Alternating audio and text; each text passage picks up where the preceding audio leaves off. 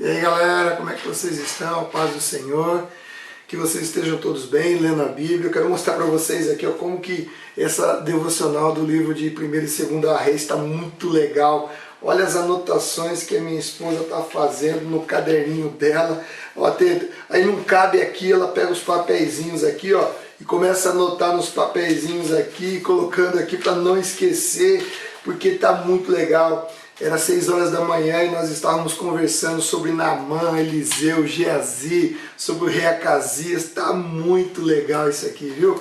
E eu queria falar com vocês, antes de iniciar o capítulo 5, 6 e 7, eu queria falar um pouquinho sobre Eliseu, para fazer algumas explicações para vocês. Que você percebeu que Eliseu faz muito milagre com relação à água, né?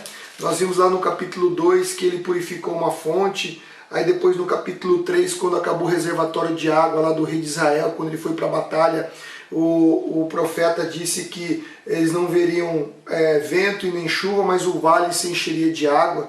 Tá? Você lembra disso aí, né? E ainda disse que o exército moabita seria entregue nas mãos deles. Aí depois ele ainda cura Naamã na água.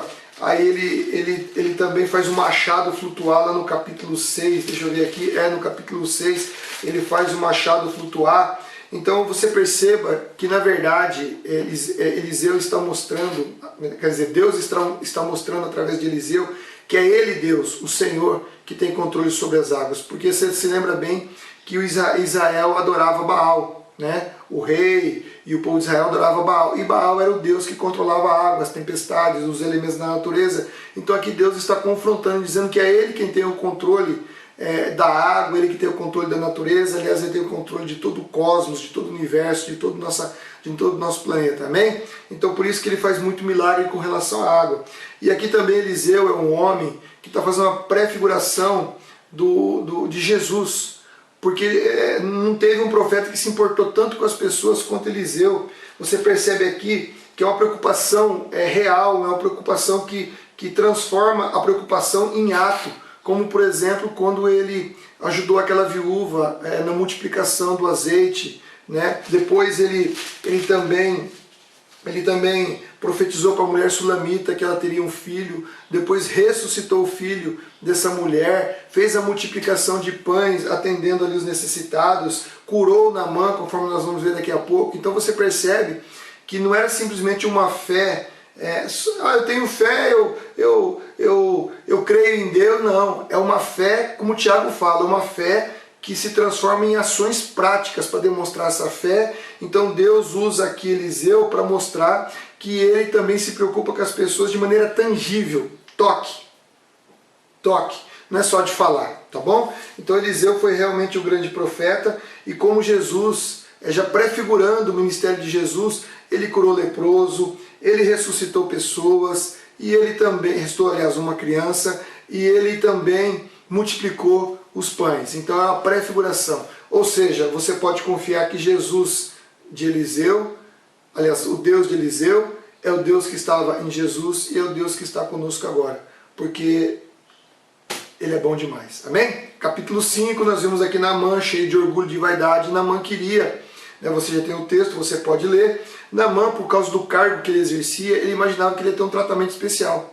Ele ia chegar ali, o profeta ia passar a mão nele, ia fazer todo um ritual, estender o tapete vermelho, soltar alguns fogos de artifício, ou achou que ia vir umas estrelinhas do céu, sei lá o que Naamã achou. A vaidade e o orgulho achou que ele deveria ter um tratamento especial, né? E ele achou que ele também poderia comprar a cura, por isso que levou prata, ouro, trocas de roupas, né? E por causa dessa arrogância, desse orgulho de Naamã, Eliseu nem sequer recebeu ele. Para quê? Para que Naamã pudesse compreender que não era Eliseu quem curava e nem os benefícios que ele poderia dar que o trariam a cura. Quem cura é Deus, e Deus cura quem Ele quer, do jeito que Ele quer, da forma que Ele quer. Ele mesmo deixou registrado: a misericórdia é minha, a compaixão é minha, e eu dou a quem eu quero. Tanto é verdade que depois, quando ele foi curado, Naamã foi curado, ele voltou e Eliseu já o estava esperando. E ele disse o quê? Agora sei que no mundo inteiro não há Deus senão em Israel. Então ele viu, ele se converteu, ele viu que não era Eliseu, ele viu que não eram os presentes. Por quê? Porque a graça de Deus e a bênção de Deus, o dinheiro não pode comprar. O presente não pode comprar. Os favores não podem comprar. tá bom? Porque Deus dá a quem Ele quer. Essa é uma grande lição para mim e para você. Então vale aqui a pena você ser fiel a Deus e adorar a Deus não pelo que Ele eventualmente possa fazer por você, mas adorar simplesmente porque Ele é Deus. O que Ele vier a fazer, meu querido, é lucro, porque a graça Ele já te deu. Amém? Então nós vimos aqui no capítulo 5, eu destaco este ponto aqui, no capítulo 6 nós vimos ali o machado flutuando, é muito louco isso aí, rapaz, machado flutuando. Quero lembrar que aqui no capítulo 6, aqui no meio do capítulo 6 mais ou menos, o Obadias, que nós vamos ler lá na frente, é um profeta, ele começa a profetizar o julgamento de Edom, é nessa época aqui mais ou menos, para você se sintonizar. Aí tem aqui o lance do exército, né, que o Eliseu começa a frustrar o ataque da Síria, os planos do rei da Síria, e aí o rei da Síria manda buscar o Eliseu, prender o Eliseu, e aí quando o exército cerca ele, o menino que estava com o Eliseu ali, provavelmente o sucessor de Geazi, ele fica com medo, e Eliseu fala assim, olha, não tenha medo, e aí Eliseu orou e os olhos dele se abriram e ele viu um grande exército celestial ali protegendo. Eu acho linda essa passagem, acho maravilhosa. Às vezes eu oro para que Deus abra os nossos olhos e nós vejamos o exército do Senhor acampado ao nosso redor para nos guardar e para nos proteger, né? É como Hebreus 1,14, você não pode nunca se esquecer de Hebreus 1,14, quando o escritor de Hebreus diz que não são os anjos, espíritos ministradores, conservos, que agem pela vontade de Deus em favor daqueles que serão salvos. Então Deus dá ordem aos seus anjos ao nosso favor. Amém? Então você nunca está sozinho, porque o Senhor está com você e os anjos do Senhor estão aqui para te proteger, para te guardar. Então não tenha medo de nada não, sabe? Seja tão somente forte e corajoso, creia em Deus, creia em Cristo Jesus e viva a vida com temor a Deus. É isso que você tem que fazer, tá bom? E ali quando o exército se apresenta ao rei da Samaria, porque estavam cegos e apresenta o rei de Samaria, o rei pergunta, vamos matar? Não, não vai, você vai dar comida e bebida e vai mandar embora. Foi o que o rei fez.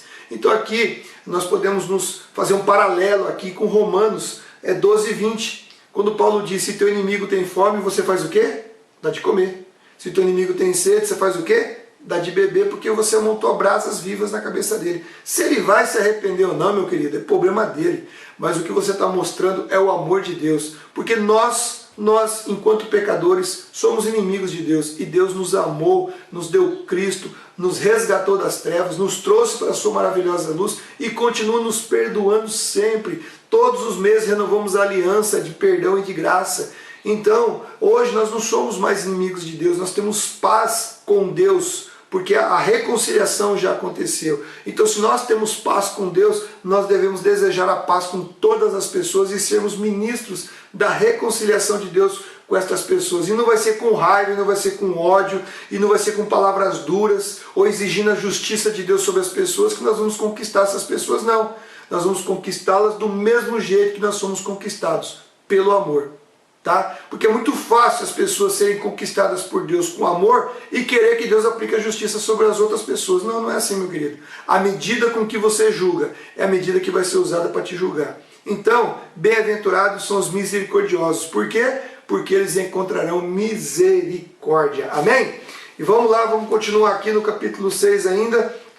Quando o exército, aí o Ben-Hadad vai lá, volta, cerca Samaria, tem todo aquele lance do cerco, da fome, mãe comendo filho, aquele lance todo, e aí o rei fala o quê? Que Deus me castigue severamente se eu não separar a cabeça de Eliseu dos seus ombros. Por que ele disse isso? Esse contexto aqui não tem nada a ver com Eliseu, mas tem sim. Anterior, o que Eliseu fez? Liberou os soldados do Ben-Hadad. Só que o Ben-Hadad, passado um tempo, foi lá e cercou. Então o rei estava imaginando o quê? A culpa é do Eliseu. Primeiro, porque o Eliseu liberou o soldado. E segundo, porque o Ben-Hadad quer matar o Eliseu está aqui em Samaria. Então ele cercou Samaria para pegar o Eliseu e vai matar todo mundo. Ou seja, ele não está se tocando que na verdade é o pecado dele e o pecado do povo que era a consequência do que tudo estava acontecendo aqui. Porque Deus havia dito que se eles não fossem fiéis à aliança que Deus havia estabelecido, Deus levantaria uma nação perversa, uma nação ruim, que iria fazer o quê? Iria destruir, iria expulsar, iria matar eles completamente. Entendeu? Então aqui é o pecado a consequência, mas as pessoas não conseguem enxergar, tem sempre que botar a culpa em alguém. Então em nome de Jesus eu clamo a você, olhe a sua vida com absoluta franqueza. Se você quer fazer um julgamento correto, olhe no espelho. Olhe no espelho, olhe a sua vida, olhe os seus atos. Muitas vezes as coisas que estão acontecendo ao seu redor podem ser realmente provas de Deus para a tua vida ou então consequência da desobediência, consequência do pecado. Entendeu? Se você olhar a sua vida aos olhos da Bíblia, você vai saber distinguir uma coisa da outra. Mas não joga a culpa em ninguém, não. O primeiro culpado de tudo somos sempre nós mesmos. O maior inimigo que nós temos somos nós. Às vezes as pessoas culpam Satanás. Tem coisa que Satanás está dizendo assim para Deus, não tem nada a ver com isso não. Não tem nada a ver se o cara fez isso. Né? Eu tenho uma historinha que eu conto que eu acho muito legal. Tá? Mas não vou contar lá agora não, vou contar lá depois. Vou deixar você curioso para depois a gente contar. No capítulo 7 aqui, nós vimos que aí Eliseu faz a profecia de que tudo iria se resolver. Milagrosamente Deus realmente resolveu. Colocou ali sons de ruídos de carros de guerra e galopes de cavalo e o som de um grande exército se aproximando, e aí os caras lá, os sírios, deram linha na pipa, fugiram, correndo, deixando as coisas para trás. Deus é Deus, irmãos. Deus honra a palavra dos seus profetas, Deus honra a palavra que está escrita, amém? E ali aquele cara que duvidou, ficou sem a bênção, tá bom? Então não duvide do que Deus é capaz de fazer, antes tão somente creia. Amém? Olha, a devocional está maravilhosa, o negócio está ficando legal e daqui para frente, rapaz, vai ter tanta coisa legal. Então que Deus abençoe a tua vida, que você tire lições preciosas de tudo isso e faça uma aplicação dentro do contexto da sua vida, né? Não seja orgulhoso, não seja soberbo, olhe para Deus, tudo vem de Deus, você não precisa querer comprar, se Deus fizer isso, eu vou fazer aquilo, eu vou fazer isso para Deus fazer aquilo. Esquece, você não compra o favor de Deus. Adore a Deus pelo que Ele é, amém? E trate bem as pessoas, independente se elas são amigas ou inimigas, e confie sempre na palavra de Deus, amém? Deus te abençoe. Deus esteja contigo e que seja produtivo. Não esquece, dá o teu like se você gostou, publica, divulga para os seus amigos, para os seus colegas, abençoe as pessoas com a meditação da palavra de Deus, que isso vai ajudar, isso vai dar uma força, vai dar um vigor. Que coronavírus que nada, rapaz. Depois de tudo isso que a gente está vendo aqui, os livramentos que Deus está dando, as bênçãos que Deus está estendendo, o que Deus está fazendo, poxa vida, você tem que confiar em Deus, amém? Deus te abençoe.